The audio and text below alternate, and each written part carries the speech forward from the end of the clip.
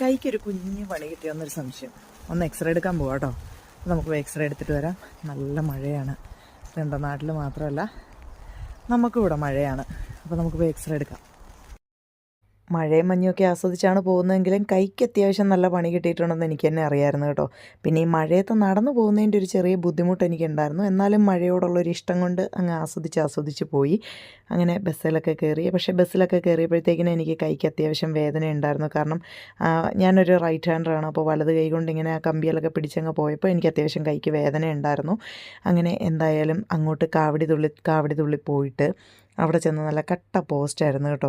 കാരണം ഒരു 5-6 മണിക്കൂറോളം ഞാനവിടെ ഇരിക്കേണ്ടി വന്നു. രാവിലെ 8:30 ഈ വീട്ടിൽ നിന്ന് ഇറങ്ങിപ്പോയി. ഞാൻ വൈകുന്നേരം 5:30 ആയപ്പോഴാണ് വന്നത്. അപ്പോൾ എനിക്ക് എൻ്റെ കൈക്ക് പണി കിട്ടിയതിനേക്കാളും വലിയ സങ്കടമായിരുന്നു അവിടെ പോയിട്ട് ഇങ്ങനെ പോസ്റ്റ് കിട്ടിയപ്പം കേട്ടോ. അപ്പോൾ അങ്ങോട്ട് കാവടി തുള്ളി പോയിട്ട് തിരിച്ച് ഇങ്ങോട്ട് വന്നത് നല്ല സങ്കടത്തോടെയാണ്. കാരണം വേറൊന്നുമല്ല, കൈക്ക് ഫ്രാക്ചറോ കാര്യങ്ങളോ ഒന്നുമില്ല. പക്ഷേ ചെറുതായിട്ട് പണി കിട്ടിയിട്ടുണ്ട് നേരത്തെ പറഞ്ഞതുപോലെ. അതുകൊണ്ട് ഒരാഴ്ച വീട്ടിലിരിക്കേണ്ടി വരും. സിക്ക് ലീവ് എടുത്തോളാൻ പറഞ്ഞു. കൈക്ക് കൈ അനക്കണം, മൂവ്മെൻറ്റ്സ് കൊടുക്കണം, പക്ഷേ വെയിറ്റ് ഒന്നും പൊക്കല്ല, അല്ലെങ്കിൽ കൂടുതൽ കട്ടിയായിട്ടുള്ള കാര്യങ്ങളൊന്നും ചെയ്യരുതെന്നൊക്കെ പറഞ്ഞു.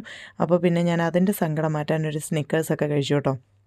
ഞാൻ ടെസ്കോയിൽ പോയി കുറച്ച് സാധനമൊക്കെ മേടിച്ച്, അതേപോലെ ഒരു ചോക്ലേറ്റൊക്കെ മേടിച്ച്. രാവിലെ മുതൽ പട്ടിണിയായിരുന്നു. ഇനിയിപ്പോൾ ഒരാഴ്ച സിക്ക് ലീവൊക്കെ എടുത്തിരുന്ന് ഫുഡൊക്കെ കഴിച്ച് അങ്ങനെ അങ്ങ് ഇരിക്കുക.